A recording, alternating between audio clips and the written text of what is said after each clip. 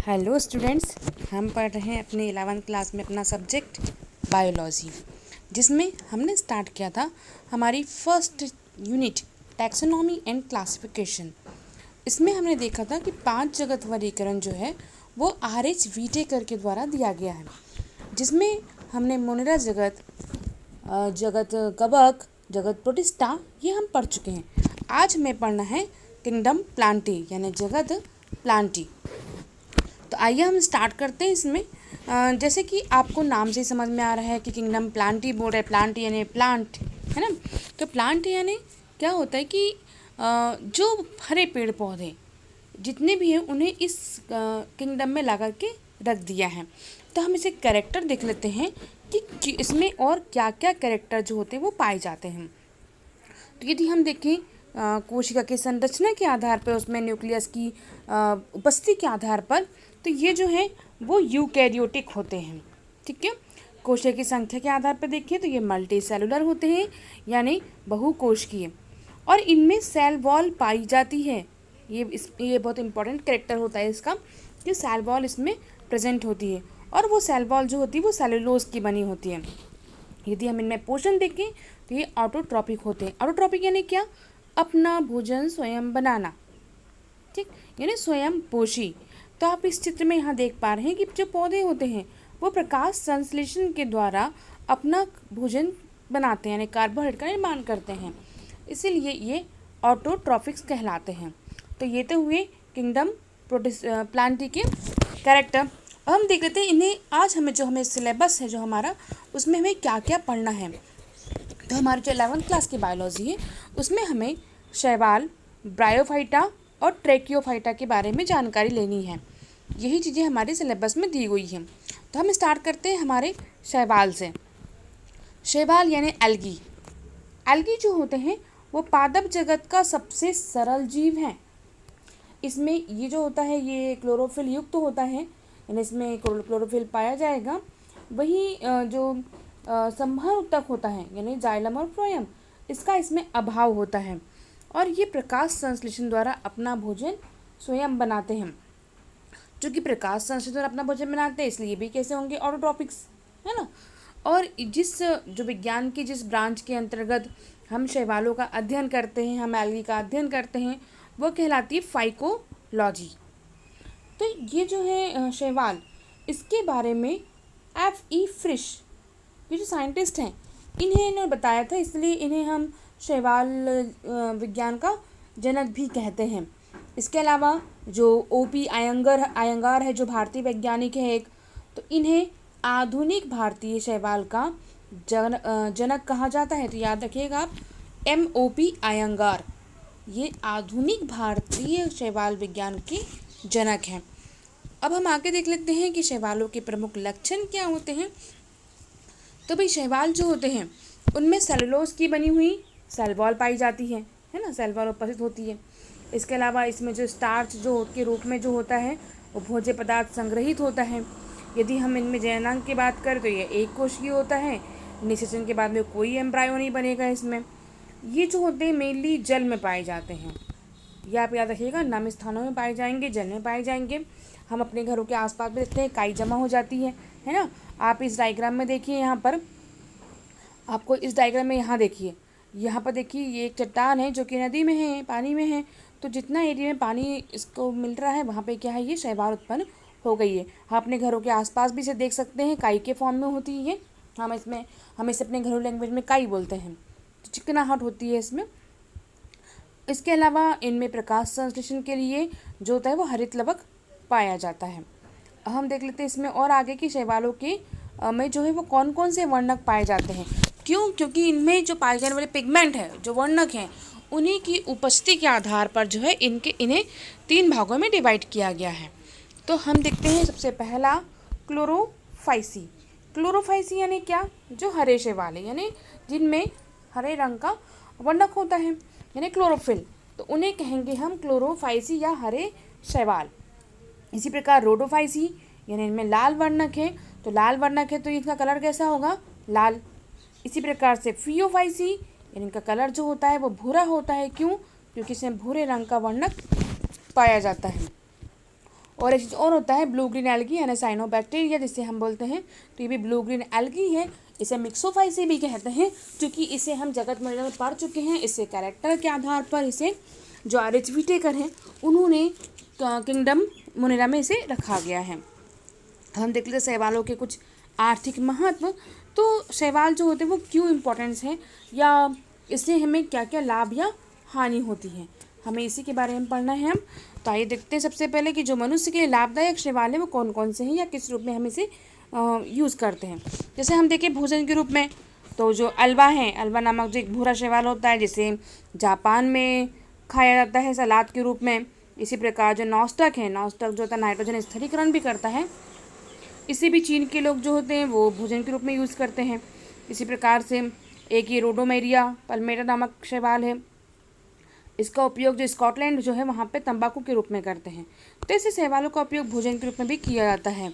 इसी प्रकार से जो अगार बनता है, आयरिश अगर, ये जो आयरिश अगर होता है जिसका उपयोग चॉकलेट बनाने के लिए उसके एमल्सीफाइंग के लिए करते हैं, तो ये कॉन्ट्रस नामक शैवाल से प्राप्त होता है।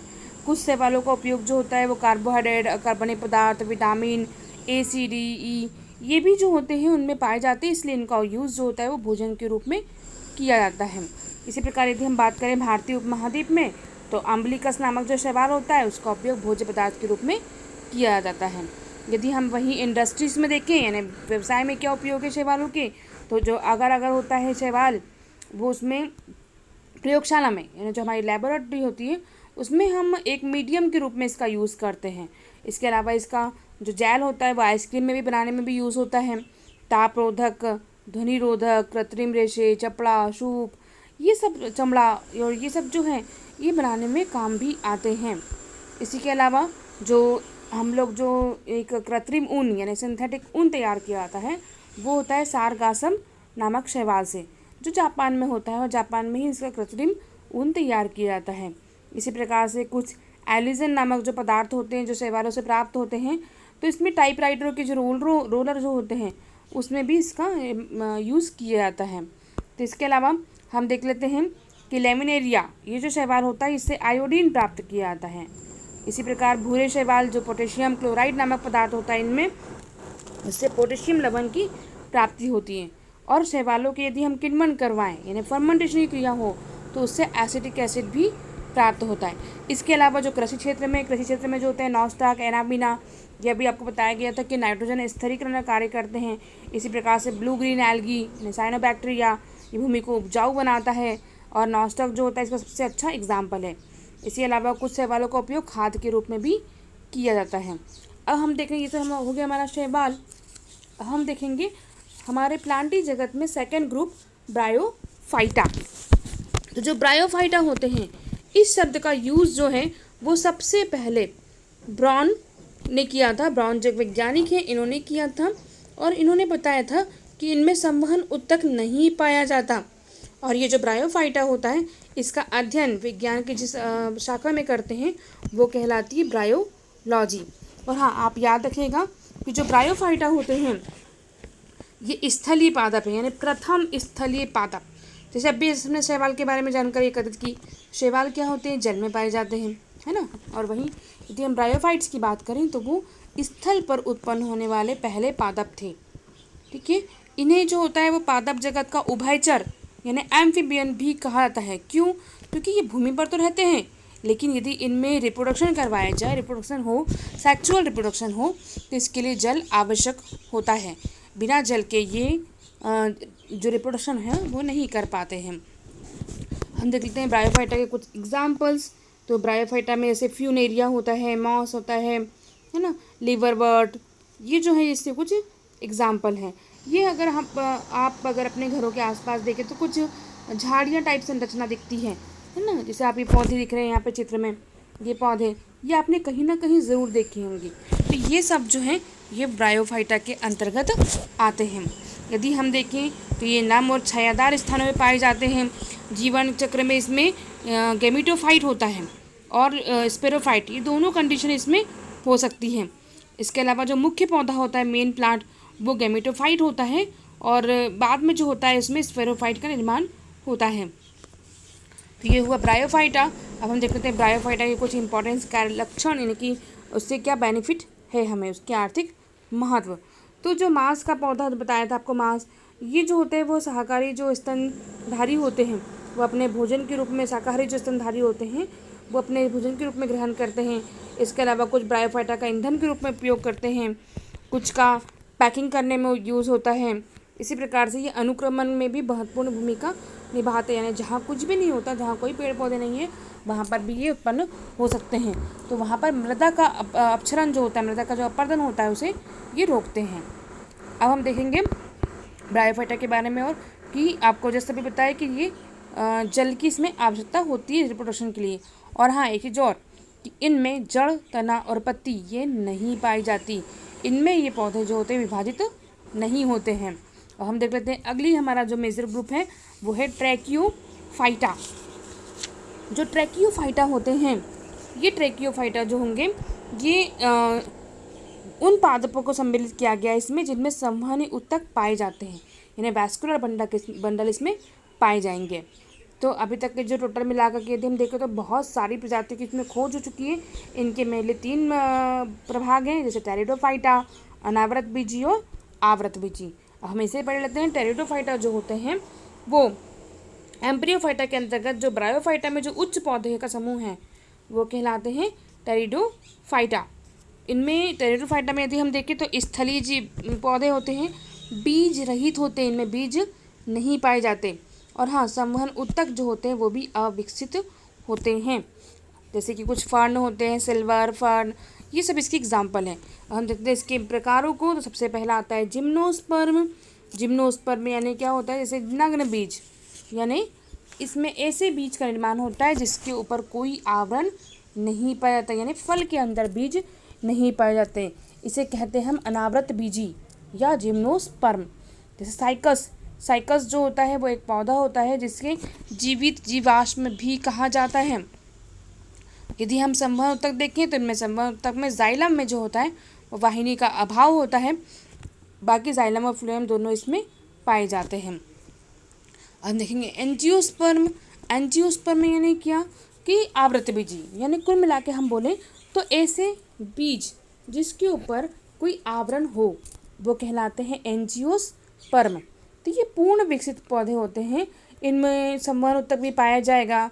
अब हम देखें कि एग्जाम्पल देखें तो कटहल, आम, बबूल, ये सब जो होते हैं यानी जिनके बीज फल के अंदर हैं वो कहलाता है एंजियोस्पर्म। हम देख लेते हैं इसके वर्गीकरण। तो एंजियोस्पर्म को मेनली 2 वर्गों में डिवाइड किया गया है, एक बीजपत्री और द्विबीजपत्री। एक बीजपत्री यानी आप यहाँ चित्र में देखिए कि ऐसे बीज जिनमें एक ही बीज पत्र होता है, यदि हम इसे और अधिक भागों में डिवाइड करें तो ये दलिया बन जाएगी, यानी बराबर 2 बीज पत्र में डिवाइड नहीं हो सकते, वो कहलाते हैं एक बीजपत्री या मोनोकॉट। इसके अलावा द्विबीजपत्री यानी क्या कि ऐसे बीज जिनमें 2 बीज पत्र पाए जाते हैं। आप यहाँ देखिए चित्र में कि 2 बीज पत्र हैं, आपने एक सेम का पौधा बीज लगाया, जब वो अंकुरन हुआ तो 2 बीज पत्र में डिवाइड हो गया। इसमें सारे दलहनी बीज भी आते हैं, जैसे दाल, जिसकी दालें बनाई जा सकती हैं, जैसे चना, मूंग, तुअर, इसके अलावा मूंगफली, यानी जिनके बीजों में 2 बीज पत्र पाए जाते हैं वो द्विबीजपत्री कहलाते हैं। तो आपको ये चैप्टर जो है वो समझ में आ गया होगा। ये था हमारा जगत प्लांटी, किंगडम प्लांटी। आपने ये वीडियो देखा उसके लिए बहुत बहुत धन्यवाद।